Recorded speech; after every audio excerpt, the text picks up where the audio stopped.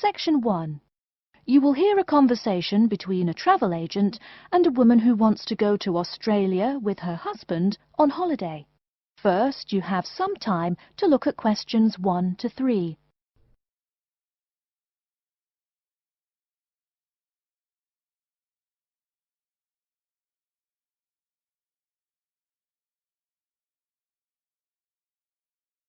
You will see that there is an example which has been done for you. On this occasion only, the conversation relating to this will be played first. Good morning. I've been looking at your holidays to Australia in your brochure. I'm thinking of going during the second half of next month. Good morning. As you can see from our brochure, we offer a wide variety of packages to various destinations in Australia. Is there anything in particular that interests you? The woman says that she has been looking at the holidays to Australia in the brochure, so brochure has been written in the space. Now we shall begin. You should answer the questions as you listen, because you will not hear the recording a second time. Listen carefully and answer questions 1 to 3. Good morning. I've been looking at your holidays to Australia in your brochure. I'm thinking of going during the second half of next month. Good morning. As you can see from our brochure, we offer a wide variety of packages to various destinations in Australia. Is there anything in particular that interests you? Yes, my husband and I are very interested in the holidays in the outback. These holidays are becoming increasingly popular.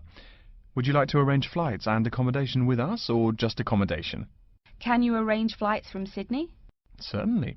OK, flights and accommodation then. Right, you said that you wanted to travel next month. Which date would you prefer?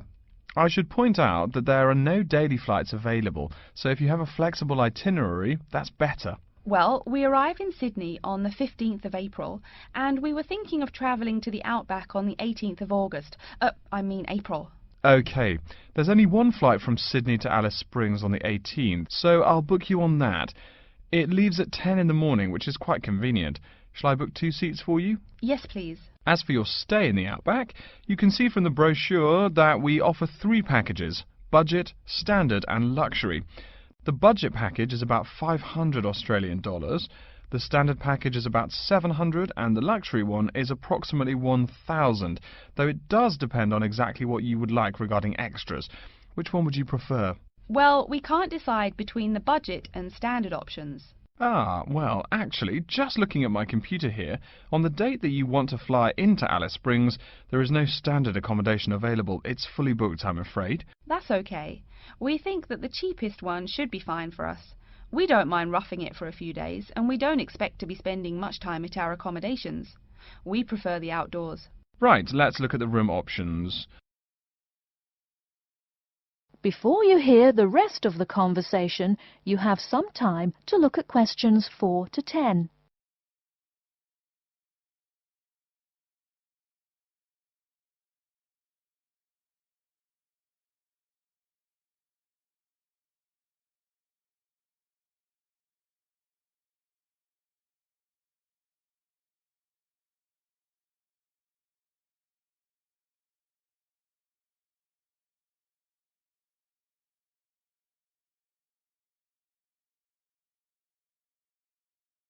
Now listen and answer questions 4 to 10. First of all, would you prefer a non-smoking room? Yes, neither of us smokes. OK. Oh, before I forget, could you book everything in my husband's name, please? Yes, of course. Are you paying by credit card? Yes. In that case, I'll need your husband's name exactly as it appears on the card. Of course, it's John A. Smythe. That's Smythe with a Y. John, middle initial A, surname Smythe, S-M-Y-T-H. Is that correct? Correct. Thank you. I'll just check the price. The room will cost $100 a night plus $10 tax, so $110 per night in total. Is that okay? Yes, that's fine. Book us for 3 nights, please. Most of the guests like to participate in some special activities and trips while they are staying in the outback. Is there anything that interests you and your husband? Yes, there are several things we'd like to see and do. We'd definitely like to visit the cultural centre. Yes, that's very popular. It's within walking distance of the accommodation and it's free. It's also a great place to pick up souvenirs of your trip. We were thinking about visiting one of the nearby farms. There are 2 farms nearby, a sheep farm and a kangaroo farm. There is also an opportunity to ride camels in the desert. Have you ridden a camel before? No, but it sounds like fun. Could you give me some more details about the kangaroo farm and the camel ride? Certainly. The kangaroo farm includes information on how the animals are raised, whilst the camel ride provides information on desert flora and fauna. Which would you prefer? You can arrange to see the kangaroos in the wild if you like, rather than on a farm. That sounds perfect. Okay, we'll go on the camel ride and see the kangaroos in their natural habitat. OK, I'll arrange that for you. I forgot to mention that the journey also includes a stop at a place of Aboriginal artwork. It's a place well known for its stone carvings of animals and mythical creatures. That sounds great. Are the carvings in the desert? Yes. Wonderful. Well, that's perfect then. I'm sure you'll have a lovely trip, but remember that you need to take care in the sun. Yes, we're really looking forward to our trip. We really want to try to experience the dream time under the stars. Of course. That's what a trip to the outback is really all about. Yes. Now, how about the cost? That is the end of section 1. You now have half a minute to check your answers.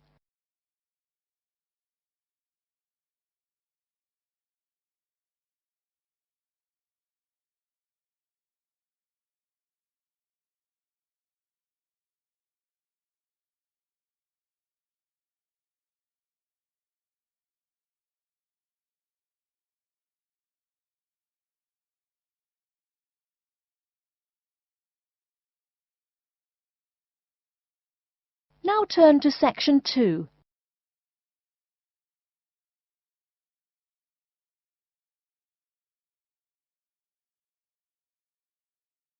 Section 2. You'll hear an announcement which is looking for some volunteers. First, you have some time to look at questions 11 to 15.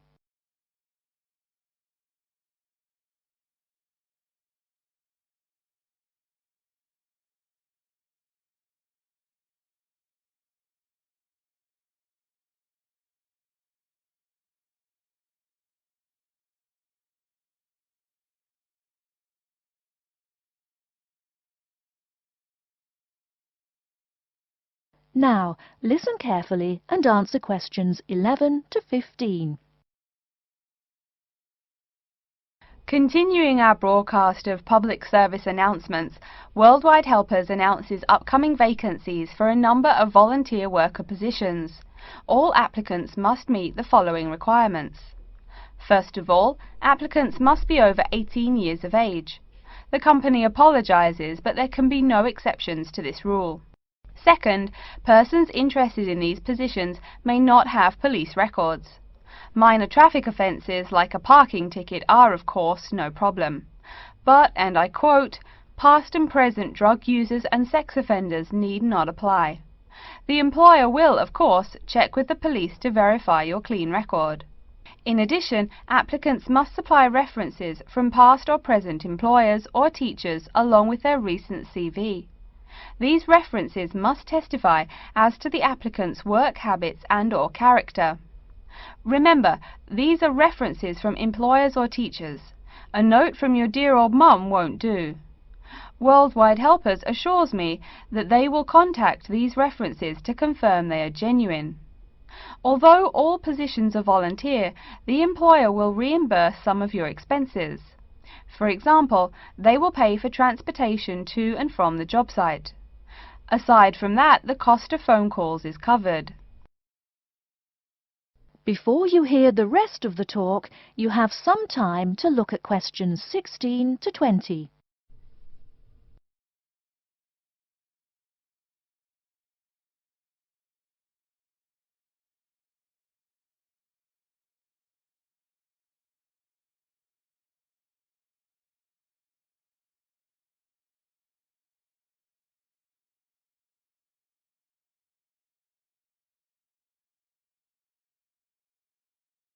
Now listen and answer questions 16 to 20. As for the positions themselves, there are 3 types. The first involves assisting persons confined to wheelchairs. For this position, volunteers must be physically fit and in excellent health.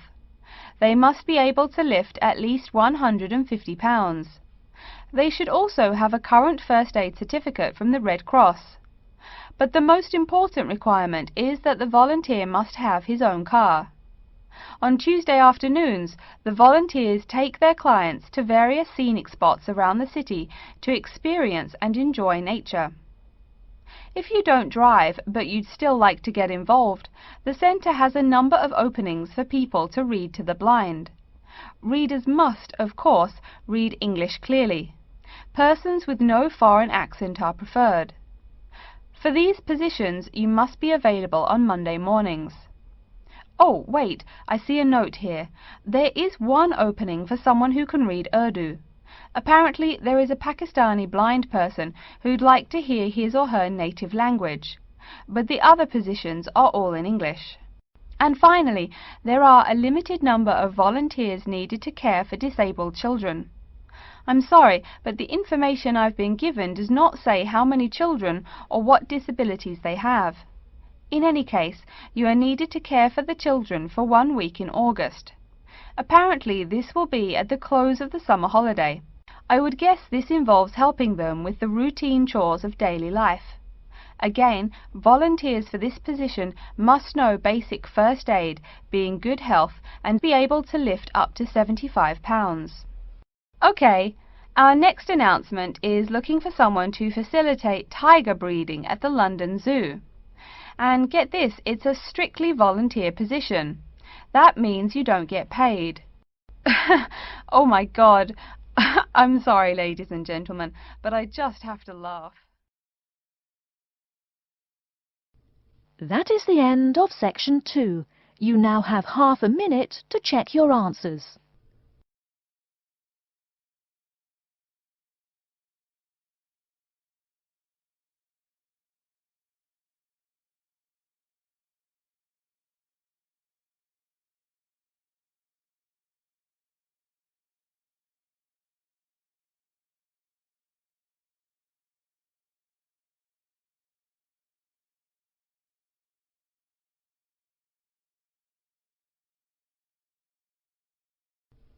Now turn to section 3. Section 3. You will hear a student asking Professor Jameson for advice in choosing courses for next semester. First, you have some time to look at questions 21 to 23.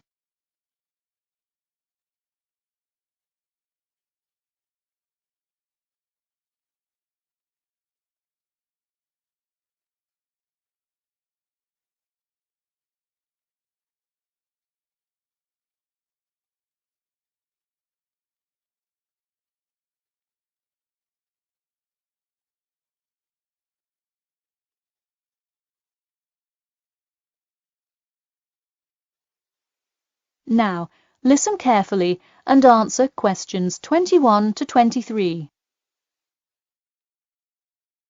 Hi, Professor Jameson. I was hoping we could talk this week about choosing courses for next semester.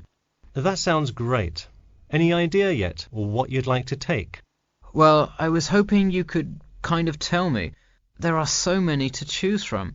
I don't even know where to start. Sure. Well, first things first. Do you know what you will major in? It's important to take courses that are relevant to your career path. Well, I think I want to major in biology. I want to go to medical school, so it seems like it would make sense. I agree. If you like biology, it's definitely a good idea to focus on that, since so many of the requirements overlap. Okay, so I should take a few biology classes then? Yes, let's start there. You should pick 1 or 2 biology classes. Not just any biology classes, though. If possible, read online or talk to senior fellows and find out about the structure of the courses. You don't want to end up signing up for 2 classes that require labs in the same semester, You'll spend so much time in the biology department that you won't see the light of day. All right, good idea. I heard labs can be as long as 4 hours. That's true. And another thing, make sure the topic is either relevant to your major or something you're interested in learning about. It sounds obvious, but do not just take a class because you heard it was easy or because it does not require attendance. Of course not, though it would be really nice to have at least one class that's a little bit less rigorous than the ones I'm taking this semester. I barely sleep as it is with all this studying. That may have more to do with your study habits, though I don't disagree that your schedule is really difficult this semester. Before you hear the rest of the talk, you have some time to look at questions 24 to 30.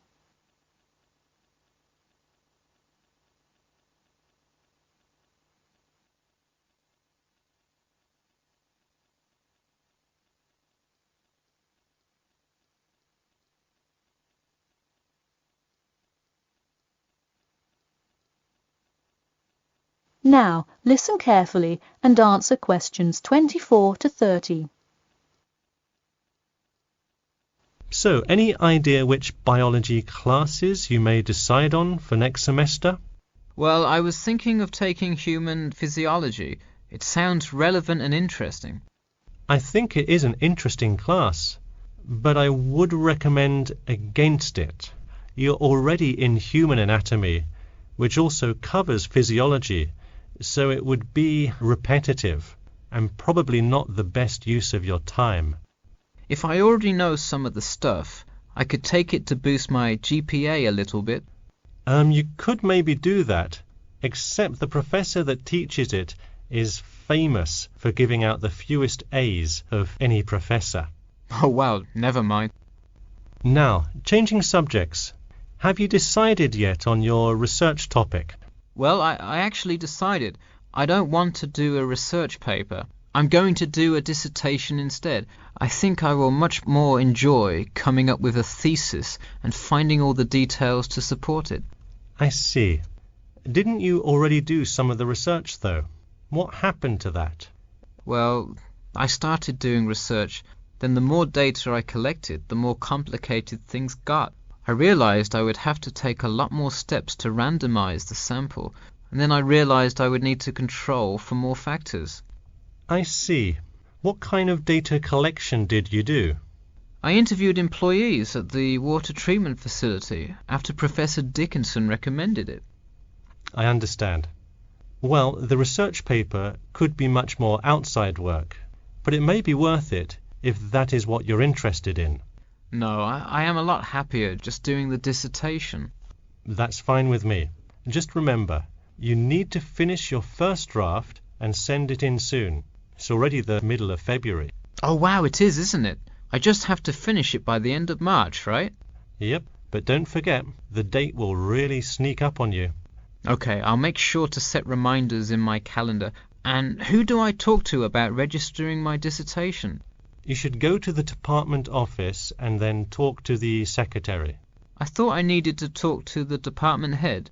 Not for registering. If you need help developing your dissertation, that's when you should go to the department head. I see.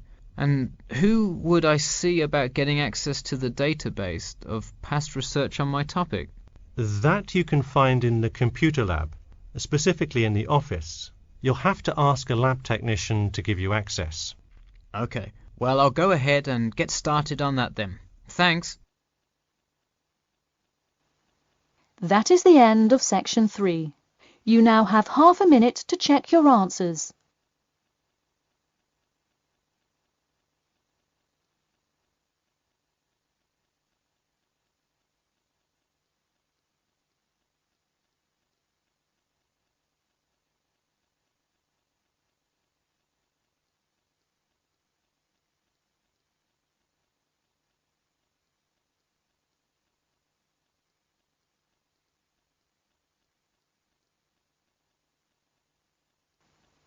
Now turn to section 4. Section 4. The London Eye. Today I want to focus on some of the major sites that attract tourists to cities, and I am going to begin with the London Eye. The London Eye is London's newest major tourist attraction. It is a huge wheel designed to celebrate the millennium year 2000, so it's also known as the Millennium Wheel. It stands at Millennium Pier on the south bank of River Thames, close to the south end of Westminster Bridge, and within an easy walk of the Houses of Parliament and Big Ben. Though it looks like a huge Ferris wheel, the London Eye is no fairground thrill ride, but a slow and stately way to experience London in a unique way. The London Eye is the UK's most popular paid-for visitor attraction, visited by over 3.5 million people a year. The Eye was built between 1998 and 2000. It seems remarkable that a site that has so quickly become a symbol of modern London has been around for such a short time. It took fully 7 years from start of the design process to create the Eye. It was intended to stand for only a few years, but it proved to be such a popular attraction that the decision was made to make the wheel a permanent feature of the London landscape. The Eye was sponsored by British Airways, and for several years after opening, it was referred to as the British Airways Millennium Wheel. Today the London Eye is under the ownership of the London Eye Company, a subsidiary of Merlin Entertainments Group Company. Constructing the Merlin Entertainments London Eye was a massive challenge. It's the tallest cantilevered observation wheel in the world, rising high above the London skyline at 135 meters. It was a piece of daring innovation and revolutionary design which combines the best of British design, architecture, and engineering with an exceptional team of experts. Before the talk goes on, you have several seconds to look at questions 36 to 40.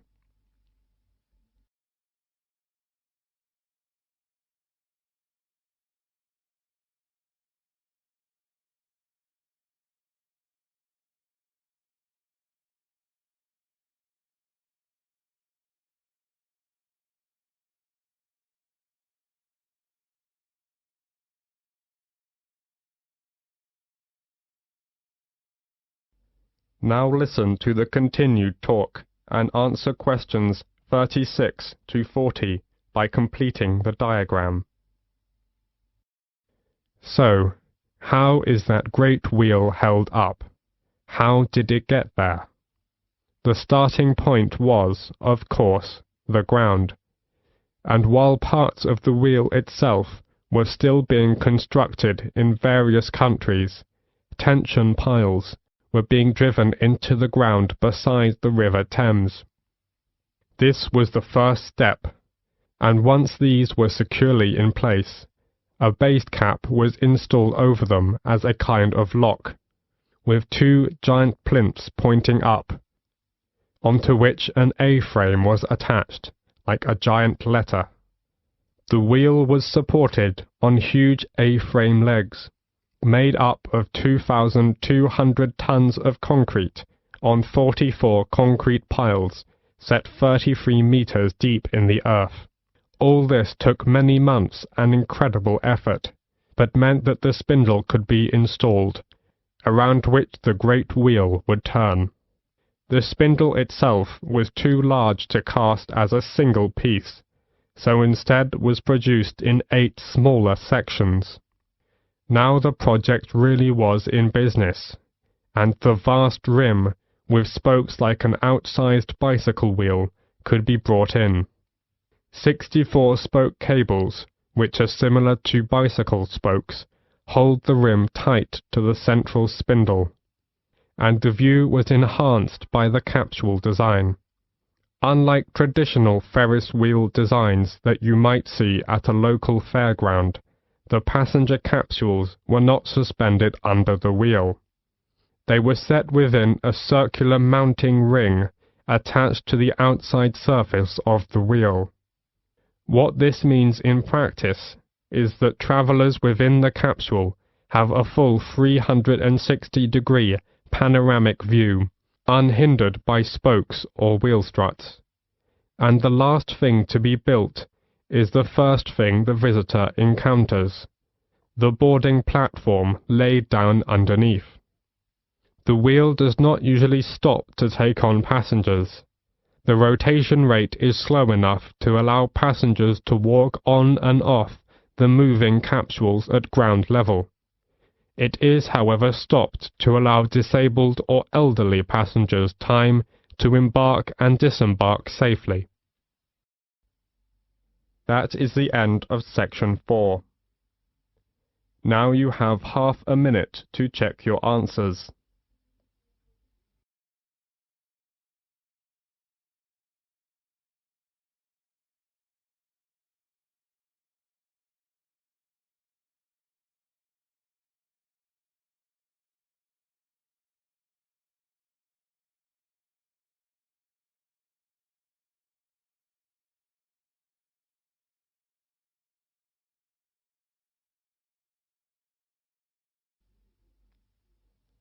That is the end of listening practice test 3.